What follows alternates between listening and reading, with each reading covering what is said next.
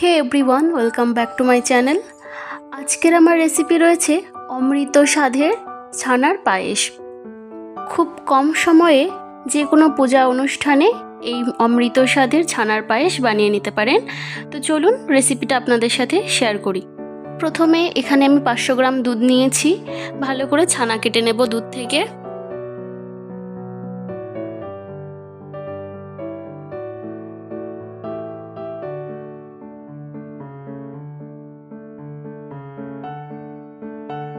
ছানা কাটার জন্য আমি এখানে পাতিলেবু ব্যবহার করেছি, আপনারা চাইলে ভিনেগার ব্যবহার করতে পারেন।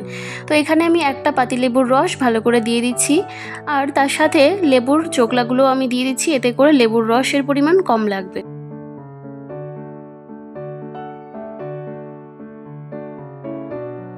হাই ফ্লেমে 5 থেকে 7 মিনিট ভালো করে ফুটালেই কিন্তু ছানা রেডি হয়ে যাবে। দেখুন এভাবে ঠিক জলটা সাদা হয়ে যাবে। গ্যাসের ফ্লেম বন্ধ করে একটা ছাঁকনির মধ্যে নিয়ে নিচ্ছি ছানাটাকে, ভালো করে জল ঝরতে দেব। ঠান্ডা জল দিয়ে ভালো করে ধুয়ে নিচ্ছি, এতে করে যে লেবুর থেকে একটা টক ভাব হয় সেটা কিন্তু চলে যাবে। এবার লেবুর চোকলাগুলো বেছে ফেলে দিচ্ছি।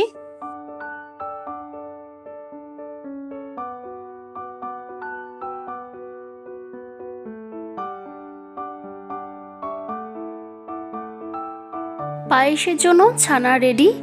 এবার আর একটা ফ্রাই প্যানে আবারও 500 গ্রাম দুধ নিয়ে নিচ্ছি, ভালো করে ফুটিয়ে নেব।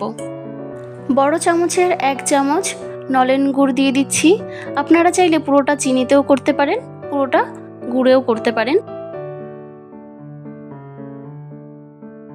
চামচের সাহায্যে গুড়টাকে ভালো করে দুধের সাথে মিশিয়ে নিচ্ছি। এবার মিষ্টির জন্য আরেক চামচ আমি চিনি এখানে দিয়েছি।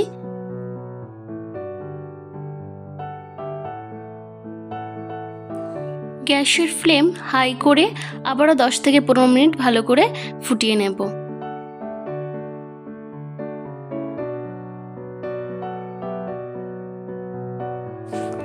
এরকম জাল ফুটতে থাকলে এই পর্যায়ে ছানা দিয়ে দিতে হবে। ছানাগুলোকে এভাবে একটু ছাড়িয়ে ছাড়িয়ে দিতে হবে, না হলে দলা পেকে যাবে।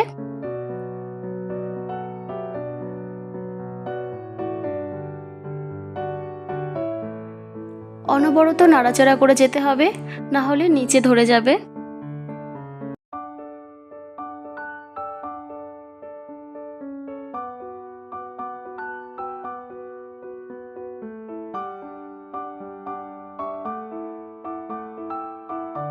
একটু গাঢ় হয়ে গেলে এই পর্যায়ে গ্যাসের ফ্লেম লো করে দিয়ে দুটো তেজপাতা আর দুটো এলাচ দিয়ে দিচ্ছি। তেজপাতা বা এলাচ যাই ব্যবহার করবেন একটু পরে দেবেন, তাতে স্মেলটা কম আসবে, খেতেও ভালো লাগবে। ছানার পায়েস রেডি।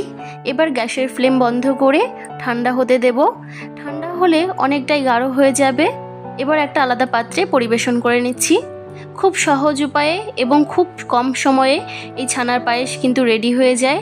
আপনাদের ভিডিওটি ভালো লাগলে অবশ্যই লাইক, কমেন্ট, শেয়ার করবেন। আমার চ্যানেলে যদি নতুন হয়ে থাকেন তাহলে অবশ্যই সাবস্ক্রাইব করবেন। শেষ পর্যন্ত দেখার জন্য অসংখ্য ধন্যবাদ।